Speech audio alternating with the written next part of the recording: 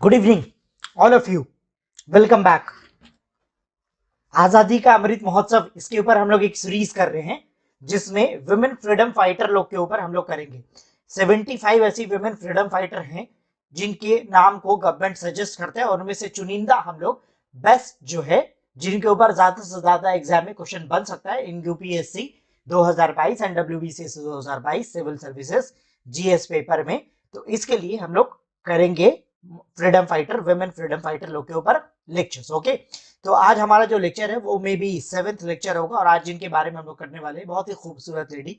सारी लेडी बहुत खूबसूरत ऑब्वियसली, क्योंकि सब फ्रीडम फाइटर हैं।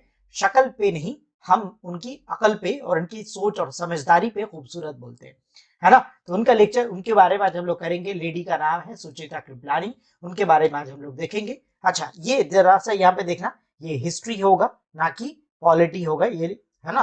तो इसको हम लोग चेंज कर देंगे।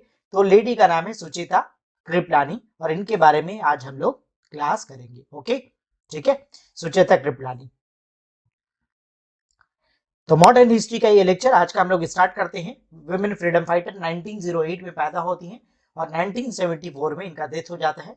इनका रियल नेम क्या था? सुचेता मजुमदार। क्या नाम था? सुचेता मजुमदार। अब हम लोग थोड़ा हाइलाइट्स में देख लेंगे। Sucheta Kripalani was a Indian freedom fighter, बिल्कुल बात सही है। She was a Gandhian, Gandhi ji की थ्योरी को और उनको फॉलो करती थी। पॉलिटिशियन थी, बिल्कुल बात सही है। She joined Indian National Congress after Jallianwala Bagh. अब ये वाला बात जरा याद रख लेना, थोड़ा सा इसमें हम लोग बात करेंगे। जलियांवाला बाग कब हुआ? 1919 में हुआ। और ये शी वाज बोर्न इन 1919 में जलियांवाला बाग हुआ, ठीक है, 1919।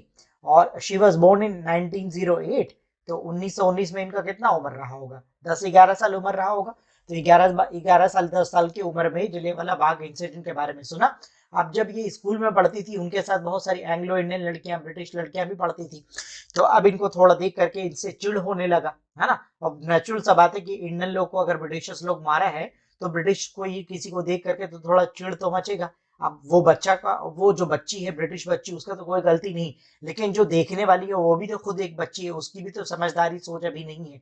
तो 10 साल की वो बच्ची, उनको भी थोड़ा चिढ़ मचता है उनको देख करके। तो जलियांवाला बाग इंसिडेंट के बाद अब ये लोग थोड़ा इंक्लाइंड होती हैं टुवर्ड्स फ्रीडम फाइटर के तरफ, फ्रीडम मूवमेंट की तरफ। क्योंकि हम लोग ऐसा देखेंगे, इनसे देखेंगे थोड़ा इनका बैकग्राउंड अगर देखेंगे तो इनके फादर्स का या फोरफादर्स का ऐसा कोई फ्रीडम मूवमेंट में कोई ऐसे आप देखेंगे कोई पार्टिसिपेशन नहीं रहेगा। मतलब घर जो है फ्रीडम मूवमेंट की तरफ नहीं है। तो पहला जो जनरेशन फ्रीडम मूवमेंट में आ रहा है, सुचेता कृपलानी जो है वो और उनकी बहन थी, है ना। अभी उनके बारे में हम लोग आगे देखेंगे, सुलेखा नाम था उनका, छोटी बहन का। तो ये दोनों आजादी के मूवमेंट में पार्टिसिपेट करती हूँ। एक तो गांधी जी के, तो जलियांवाला बाग इंसिडेंट से उनको थोड़ा चिढ़ आया, है ना, थोड़ा गुस्सा, एंगर उनके अंदर आया। और जब गांधी जी का उनका थ्योरीज है ना देखा, रॉलेट एक्ट जब गांधी जी लॉन्च करते हैं, ये सब चीज देख करके आप देखेंगे वो लोग इंक्लाइंड होती हैं टुवर्ड्स फ्रीडम मूवमेंट की तरफ, ठीक है। तो ये बात हम लोग याद रखेंगे। अच्छा, तो सुचेता कृपलानी, अब ये भी है कि फर्स्ट वो इंडिया की पहली कोई वुमेन सीएम बनी है। कौन से स्टेट की? तो यूपी में बनी थी। और कब बनी थी? 1963 में बनी थी और टिल 1967 तक। कुछ कुछ बात तो आपको हम यहीं पे बोल दे रहे हैं, है ना। अच्छा, ऑल इंडिया महिला कांग्रेस 1940 में फाउंड करती हैं, ओके, क्योंकि कांग्रेस से बिलोंग करती थी, कांग्रेस पार्टी की ज्वाइन कर चुकी थी। On 15th August 1947, she sang Vande Mataram in the constituent assembly, है ना। कॉन्स्टिट्यूएंट असेंबली में आप देखेंगे 15 अगस्त 1947 को जो जवाहरलाल नेहरू का भाषण है, उस भाषण से पहले हिस्टोरिकल जो भाषण है, उस भाषण से पहले वंदे मातरम गाया जाता है कॉन्स्टिट्यूएंट असेंबली में। और वो वंदे मातरम कौन गाता है? तो सुचेता कृपलानी। वंदे मातरम आप जानते हैं कांग्रेस का सेशन में भी पढ़ा गया था। अगर आपको याद है तो कमेंट में मुझे बताना कि कौन सा आदमी वंदे मातरम कांग्रेस के सेशन में पढ़ा था, है ना। जना गण मन भी पढ़ा गया था। अब थोड़ा इनके अर्ली लाइफ के बारे में देख लेते हैं। तो इनका नाम क्या था? सुचेता मजुमदार इनका नाम था। She was born in Ambala. Ambala आजकल पड़ता है हरियाणा में, तब पड़ता था पंजाब में। तब कहाँ पड़ता था? पंजाब में पड़ता था, है ना। तो ये वाला बात आप याद रखेंगे। और आजकल कहाँ पड़ता है? हरियाणा में। शी वॉज अ बंगाली ब्राह्मण लेडी, बिल्कुल बात से। उनके पापा का नाम सुरेंद्र नाथ मजुमदार, और वो एक मेडिकल ऑफिसर थे। अब इसकी वजह से क्या होता था, इनका ट्रांसफरेबल जॉब था। तो फिर सुचेता कृपलानी और उनकी छोटी बहन सुलेखा जो है, इनका बहुत सारा स्कूल एंड कॉलेजेस रहा, लेकिन फाइनली ग्रेजुएट होती हैं saint Stephen's college New Delhi से, ये ग्रेजुएट होती है। और कुछ कॉलेज में पढ़ा था, इंद्रप्रस्थ कॉलेज और पंजाब यूनिवर्सिटी में भी पढ़ा, और उसके बाद एज अ प्रोफेसर ज्वाइन करती है बनारस हिंदू यूनिवर्सिटी को एज अ कॉन्स्टिट्यूशनल हिस्ट्री, है ना, हिस्ट्री का कॉन्स्टिट्यूशनल डिपार्टमेंट जो होता है, पार्ट जो होता है, उसको पढ़ाने के लिए एज अ प्रोफेसर ज्वाइन करती हैं बनारस हिंदू यूनिवर्सिटी। तो mind it, she was a professor of history, that's why I like it. Yes, 1936 में उनकी शादी होती आचार्य जेबी कृपलानी से। ये कौन है?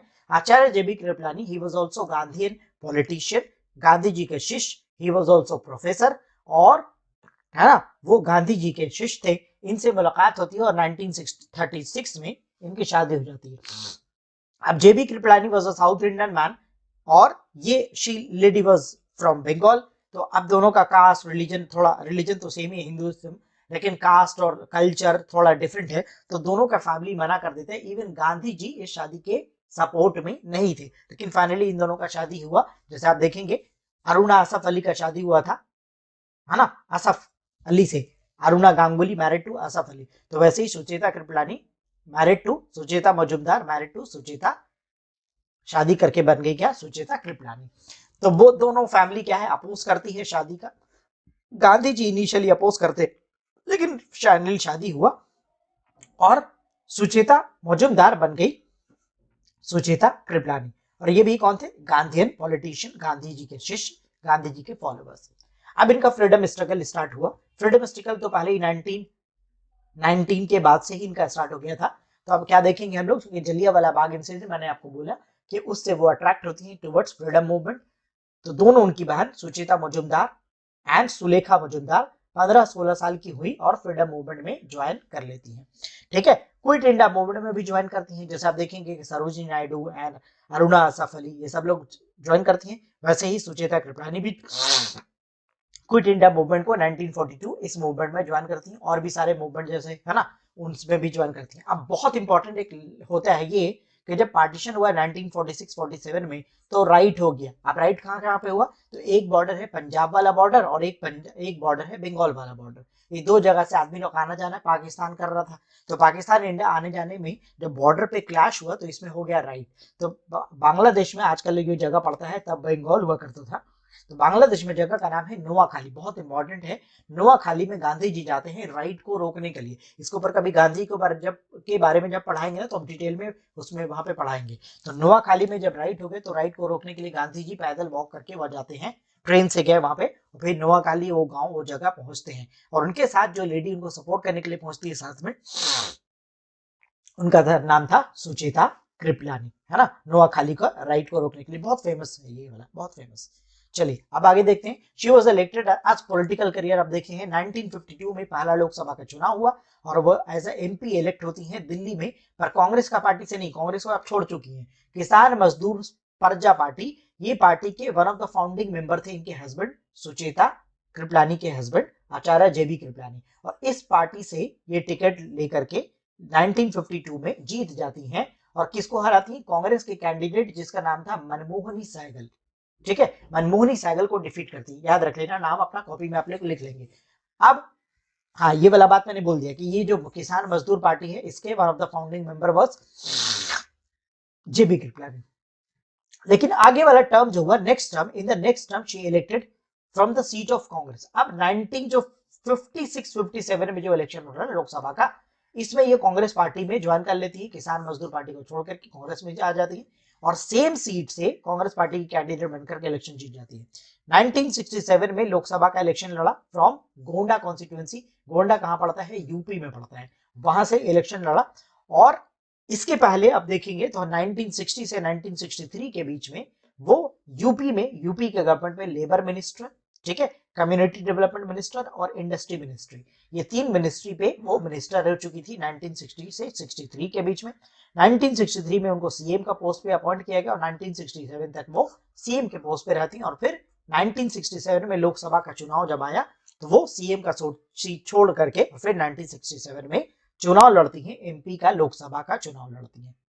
अब इसके बाद नेक्स्ट इंसिडेंट क्या होता है? होता यह है कि 1969 में कांग्रेस पार्टी को फिर से छोड़ देती है। हुआ इस बार क्या कि 1969 में छोड़ने का कारण ये है कि आप जानते हैं कि एक आदमी का डेथ हुआ, प्राइम मिनिस्टर का डेथ हुआ। प्राइम मिनिस्टर का नाम क्या था? लाल बहादुर शास्त्री। और उसके बाद इंदिरा गांधी पावर में आ गई। इंदिरा गांधी इतना आइडियोलॉजिकली लड़की थी कि उनके वजह से कांग्रेस के बहुत सारे आदमी लोग कांग्रेस को छोड़ छोड़ करके जाना स्टार्ट किया था। Important man who left Congress party was Morarji Desai. Congress party में फाइनेंस मिनिस्टर रह चुके थे। मोरारजी देसाई कांग्रेस पार्टी को छोड़ा और कांग्रेस का नया एक विंग बना लिया ना, एनसीओ। इसको क्या बोलते हैं एक्चुअली है INCO, Indian National Congress O for organisation. और एक कांग्रेस बना INC और ब्रैकेट में आई, मतलब इंडियन नेशनल कांग्रेस इंदिरा और इंडियन नेशनल कांग्रेस ऑर्गेनाइजेशन। ये बहुत लोग कांग्रेस पार्टी को छोड़ करके ज्वाइन कर लिए मोरारजी देसाई को। तो she also left and joined NCO.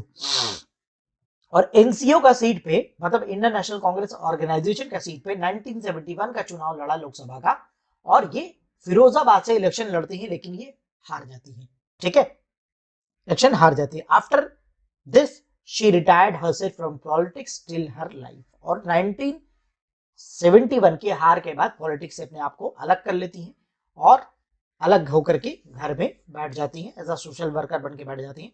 और फिर 1974 में इनका डेथ भी हो गया 4 सालों के बाद। ठीक है, तो ये रहा पहला क्वेश्चन। क्वेश्चन आपसे पूछेगा पहली इंडिया की कौन सी वुमेन थी जो सीएम अपॉइंटी थी? तो आंसर क्या है, सुचेता कृपलानी। और जगह का नाम है यूपी, 1963 से लेकर के 1967 तक। तो ये सारा रहा हम लोग का आज का सुचेता कृपलानी के ऊपर लेक्चर। तो आज का लेक्चर हम लोग यहीं तक रखते हैं। तब तक आप लोग खुश रहिए, हंसते रहिए, मुस्कुराते रहिए। मेरा बुक भी आ गया मेडिवल हिस्ट्री का, तो आप लोग अमेजन एंड फ्लिपकार्ट से खरीद सकते हैं। आपका डिस्क्रिप्शन में लिंक मिल जाएगा, आप वहां से उसको खरीद सकते हैं। Thank you, take care, best of luck. रोज एक करंट अफेयर्स का शॉर्ट्स आता है, उसको भी आप देखें और उसको भी आप पढ़ें, है ना। Best of luck.